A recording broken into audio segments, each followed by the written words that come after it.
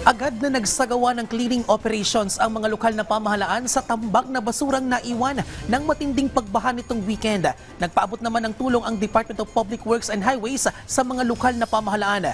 May detalye si Clazel Pardilla.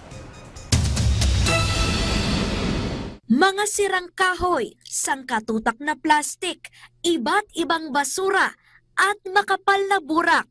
Yan ang naiwan matapos ang matinding ulan na nagpalubog sa baha sa ilang lugar sa Quezon City. Mabilis na nag-ikot ang Department of Sanitation and Cleanup Works ng QC para linisin at hakutin ang mga basura sa mga lansangan. Non-stop din ang pagkalkal ng mga imbornal para mabilis na humupa ang baha.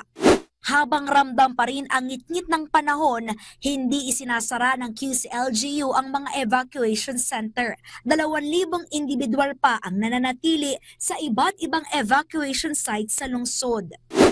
Puspusan din ang pagsasagawa ng clearing operation ng Marikina Local Government. Pinalinis ang bulto ng mga basura na naipon sa creek sa bahagi ng Mountain View Subdivision sa Barangay Santa Elena.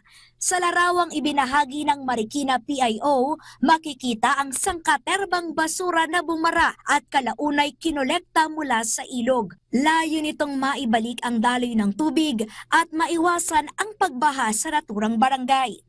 Todo alalay din ang makawani ng Department of Public Works and Highways sa Cordillera, hindi lamang tumulong sa pag-aalis sa mga gumuhong lupa at bato ang mga tauhan ng ahensya. Umagapay din sa paglikas ng mga residente na naapektuhan ng matinding pag-ulan. Clazel Pardilla para sa Pambansang TV sa Bagong Pilipinas.